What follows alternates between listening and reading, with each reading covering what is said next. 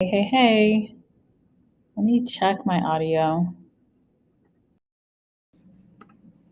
Okay, I'm just going to use the MacBook audio today. Hopefully, you can hear me. But how are you guys doing? Hopefully, you're doing well. It's been a minute. Be sure to check out my last video if you haven't already, because I did something very different than my norm.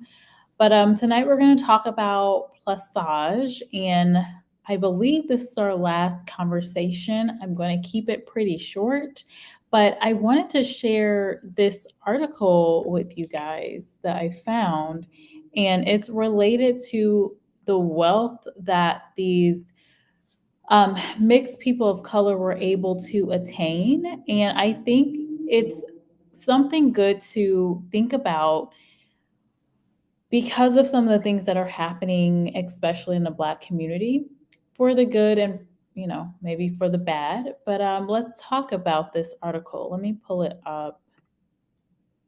And this actually comes from the Preservation Resource Center of New Orleans. So let me throw it in the chat here too.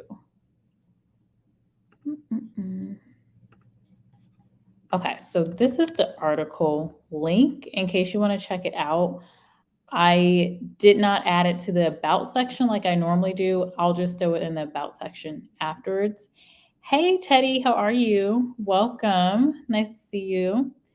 Why is it so I guess these member emojis only show up on desktop. Wait. Oh, okay, there they are. All right. I was like, wait, where are these emojis? So King of Kill, note for you, since you're the only member I see in here, I am going to be creating some different membership tags. So instead of the icon you see, I'm going to be changing it up. So I'm working on creating some that are, I don't know, I think they'll be better than what's on here. So we're going to have some new members things and hopefully some more emojis as well. So welcome in, y'all. Okay, so I want to share the article. Let me pull it up first. I've got so many articles. I've got like 5 habits of wealthy people, like just random. And I actually closed this down like a few hours ago. And still, I have multiple tabs. But hopefully you can see my screen right now. This is, again, from the Preservation Resource Center of New Orleans. And it's titled New Research. Ooh, if I can talk. New research explores how free people of color build wealth and community through real estate. And I think it's interesting to look at our history to see how we may be able to make changes and do things in the future or even just now in the present. But I want to be specific that these were free people of color, but you have to take into account that a lot of these people were mixed race. So the conversation of plaçage, that was a key systematic way for people of color, these free people of color, to actually get wealth. And not just for the women, of course, but the entire community.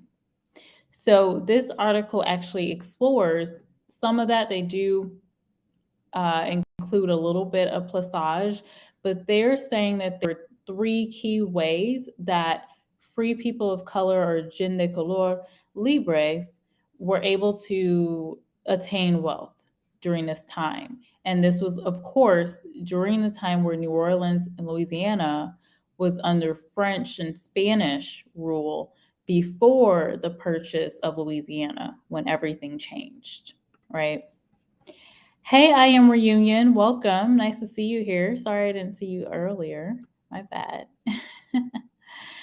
Okay, so let's look through the article. I've already read it, but there was a couple of things I wanted to just highlight. So let's just kind of take a look at it together. So they're saying, they're talking about 2 specific families. I'm not going to pronounce these names. You guys know I do speak some Spanish. I do not speak French. So I know I will probably butcher that name. But they're saying during the first half of the 19th century, two Je ne Color Libre families amassed great wealth by building, owning, and managing real estate in New Orleans. Through their entrepreneurship, these two families became pillars of their communities, exerting a measure of control by free people of color not seen in other cities in the United States. And this is a good conversation because we just talked about the control that, or the political control that free people of color were having. And also, they grew in number as well. As an architectural historian, I've spent the past 15 years studying the buildings erected and commissioned by the Je ne Color Libre in New Orleans. My research, though, focuses on more than just the buildings. It explores the people behind the architecture. So they want to highlight at the time of the Louisiana Purchase, I did skip a little bit. At the time of the Louisiana Purchase, these two families were well established in the city. By the 1850 US Census, one family that you can see there, John Louis Doliol, had amassed a real estate portfolio worth $10,000 or the equivalent of $323,000 in 2018. And the brother had real estate holdings, and this is real estate solely, right?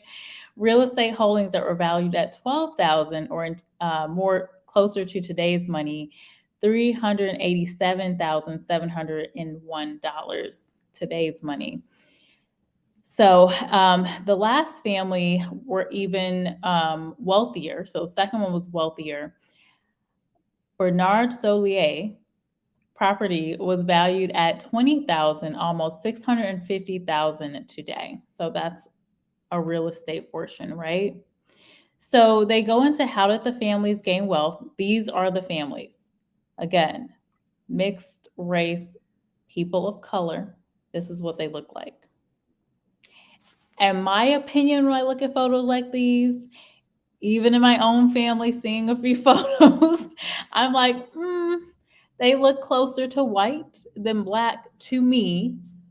But again, noting the time of one, they were, obviously people of color during that time and would not be called white. So the first key to this was ownership. Now, remember what I said before when we talked about plaçage, these beneficial arrangements, that is going to come up here. These women went into these arrangements so they could have a comfortable lifestyle. Key thing, have a furnished home that they would own. The next, they would have financial arrangements and they would move their money into entrepreneurship. So I just want to note that. We've talked about that in every video. I think I've said in every video because I want to point out these were the reasons they did this, because if they were going to have a family, which is what most of them wanted, including the article where we talked about the Haitian women that came over and they were like, we want a family. This was kind of the option that was given or that was available to them that made the most sense in my eyes as well. And so a portion of the money definitely came from these arrangements. So I just want to note that. Let me take a look at the chat. Oh, Teddy, you're still in here. Thank you for hanging out in here. I see other people. You guys must be in the cut, being quiet. That's okay. All right, so ownership. The act of ownership was often the first step by which many builders and developers of color established their place in antebellum New Orleans. They primarily came into possession of property by birthright or by contract. Louis Doliol, for example, arranged for his children to receive and purchase property that he owned during his lifetime and at his death. The Doliols circumvented legal limitations on the ability of mixed-race children to inherit property from their white fathers by purchasing property independently of one another and then combining it amongst or dividing it between themselves. A lot of money was moved from these plaçage or extra legal systems where it was an arrangement for either a Black woman in some cases, and in most cases, a mixed race woman, to enter into an arrangement with a European man. So funneling money into this community and having the home ownership. Okay, so they're talking about this family. The Solier, on the other hand, they did differently. They bought property from neighbors and strangers working together as a family and individually to obtain real estate in such large numbers that they created their own birthright.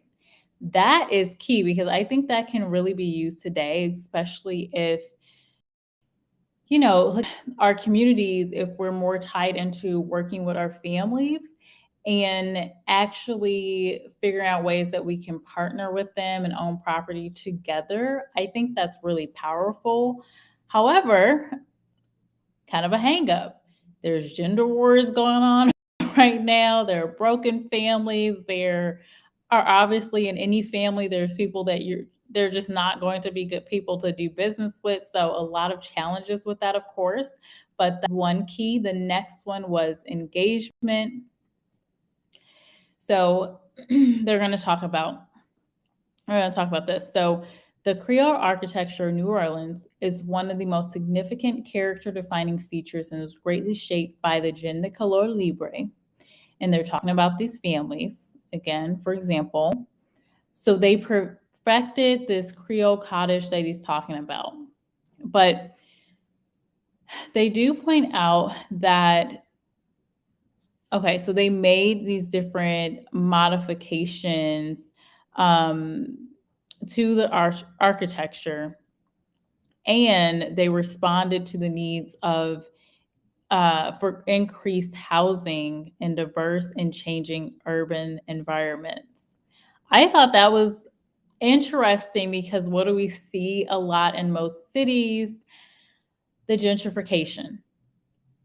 So property that grandma had, and people sold out to businesses and what have you. And now that area of town is booming. And if, the family was able to hold on to their home, it would be worth a lot more. There's a lot of power struggle with that too. People pushed out of their community. So, but that was another area too. And then the last one was the entrepreneurship. Again, a lot of time in these arrangements, women were taking the money and using it to put themselves in business and also passing it down to their children. So their sons, their daughters, and they could create businesses, get skills. So I want to highlight this key thing in here. So the family members were born free and had marketable skills. And what do I talk about a lot on this channel?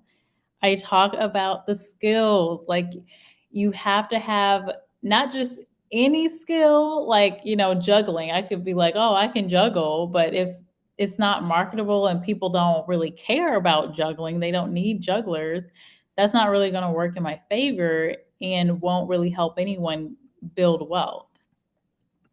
Kia Kill says, it's so hard to get Black people to work together. Right. And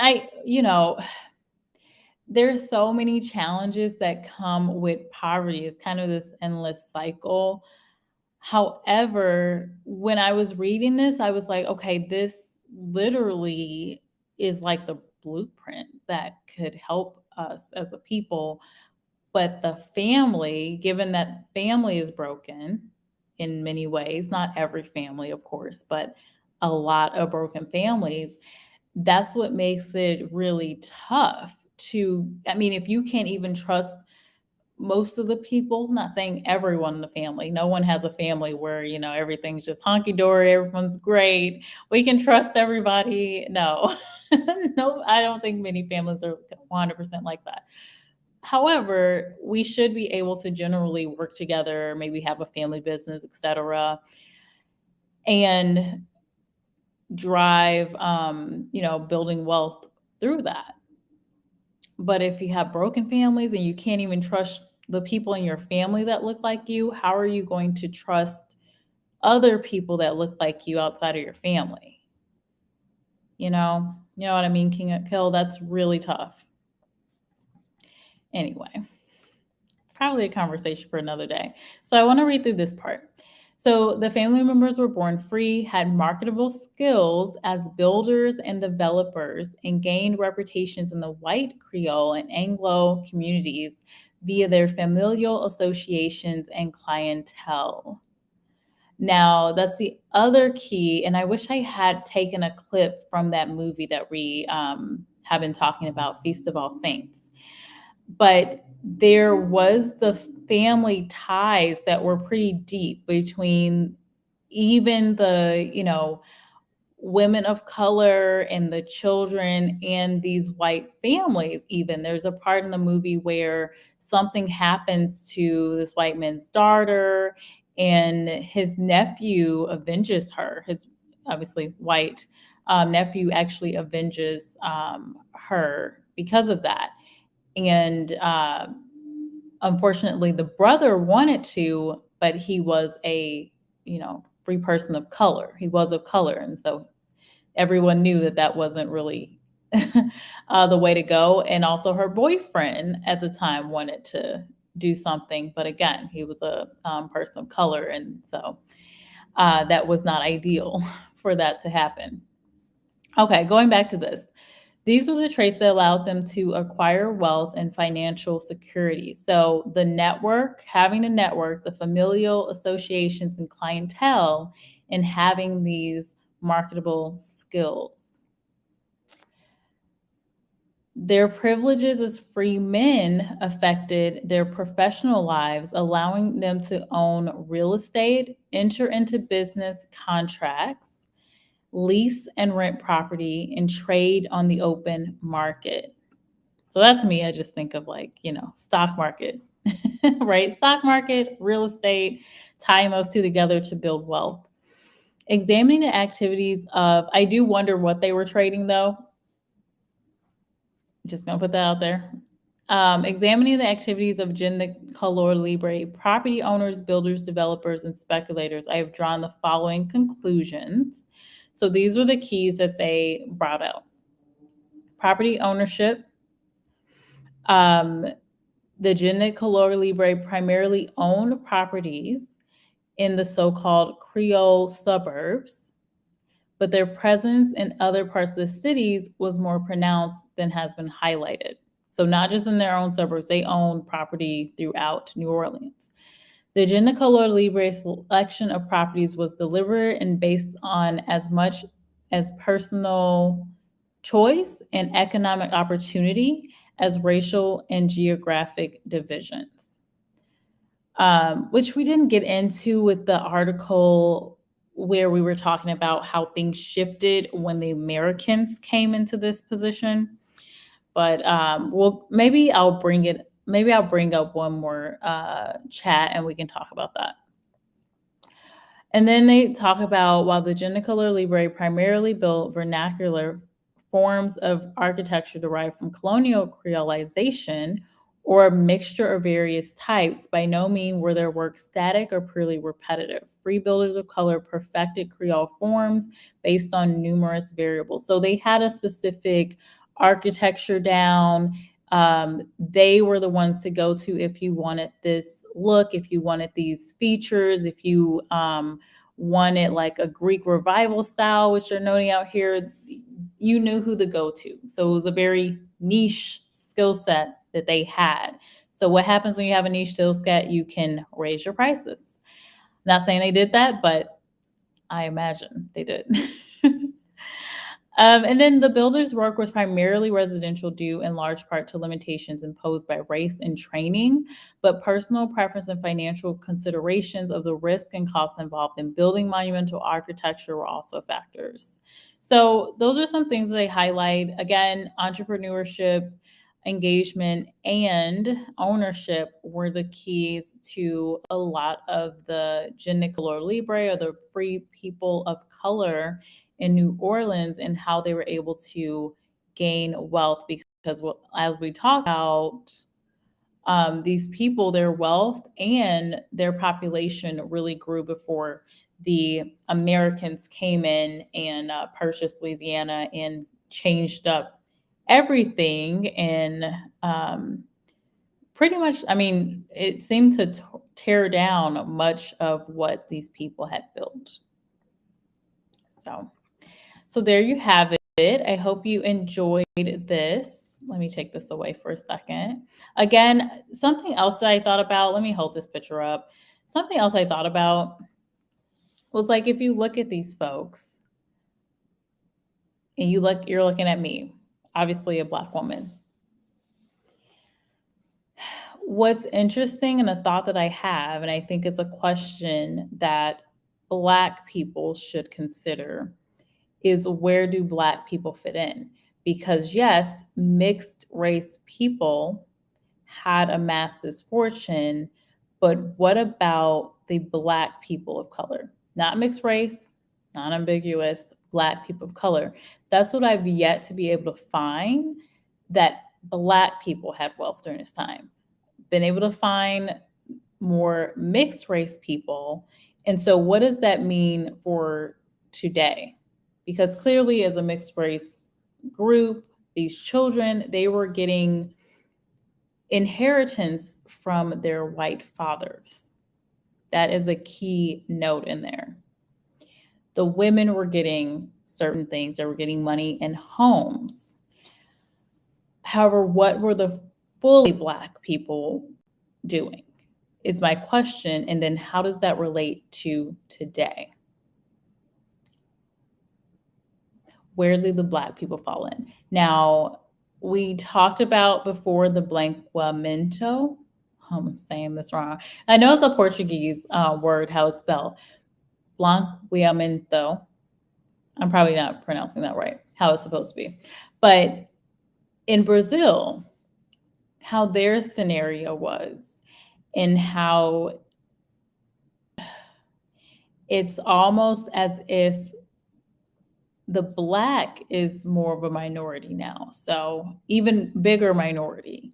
So just something to think about, where do we fall into play with the wealth accumulation if we were even to follow this process?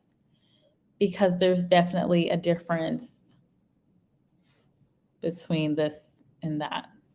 So with that, I'm going to close it out. Thank you all for being here. Appreciate you. And I don't have any content planned this week. I'm going to take a little time off from going live. I'm just going to try to do pre-recordings just because there's more things scheduled in the evenings. So we'll see. If I can fit in a live, I definitely will, just to kind of chat.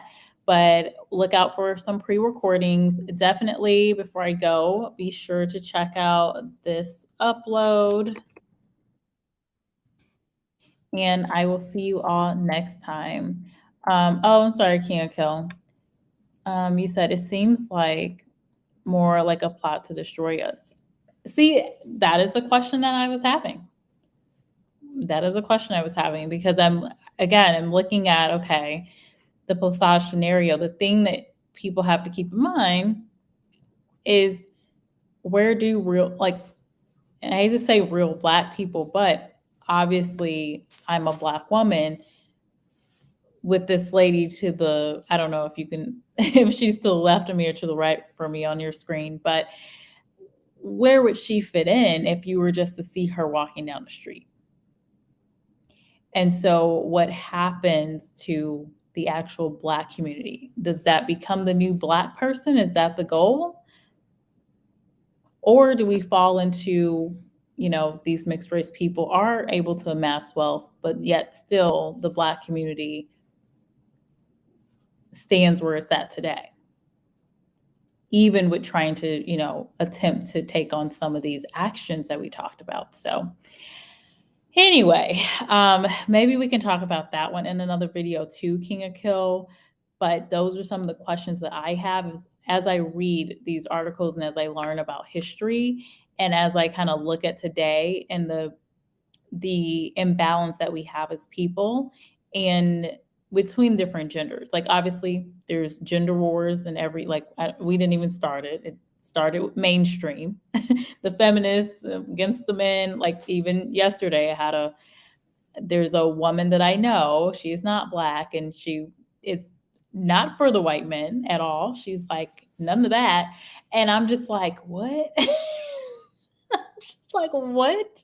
That is so strange, because in the Black community, we get that, but it's more of the men saying things that she was saying. And I was just like, what is going on? So it's not just the Black community with the gender war, but I think any type of separation within the Black community is kind of like there's a crack in a window and you keep poking at it, there's going to be more cracks. So how do you ever fix it? You're just going to make things worse, right?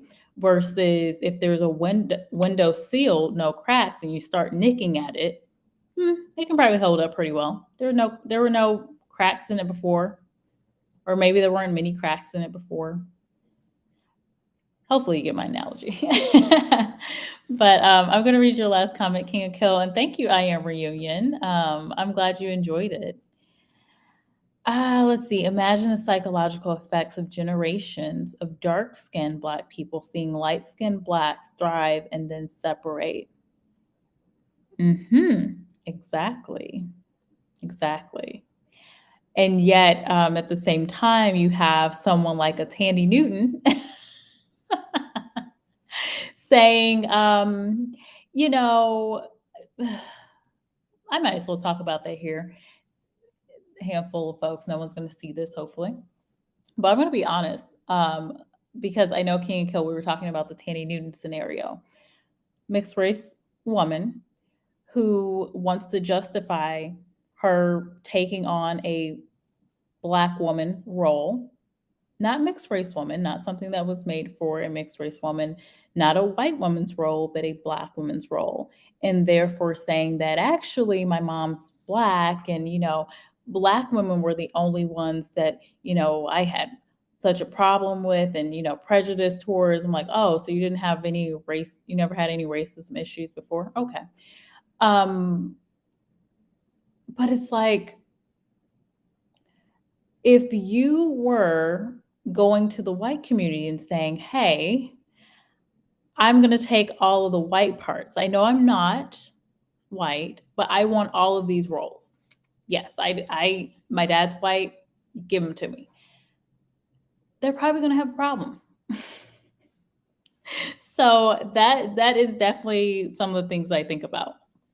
The scenario that we're in. And yes, considering darker skinned people like me, generations of that King of Kill, and seeing their progression, because there were a lot of benefits that came from being mixed race, having those family ties, having a white father that was passing down inheritance.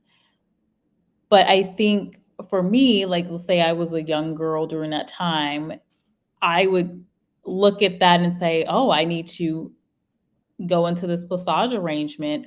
Or I would be looking at my dad saying, well, can you do this for me? Why can't I do this? Why can't I get this, what this girl is getting? So yeah, that's deep, King of Kill. That's a great comment. It just raises a lot of questions, a lot of even more issues. And it's like, how do we learn from the past and do better in the future? And I don't know. I really do see us repeating a lot of history. I feel like we're repeating it over and over because of just what I am observing. I think, yeah, I think we're repeating history in some ways. And if you look at the rest of the world, the indigenous people, the dark people in certain countries, what do they look like? What do they look like today? Can you even find them? It's really sad. So lots for us to talk about. If you want that type of video, leave me a comment after this post, like an actual comment, and I will create either a live or a pre-recording where I give more thoughts about more of this blanqueamiento or whitewashing. Um, it seems like the Black community. So, anyway, I will talk to you all later. I'm ranting. Bye.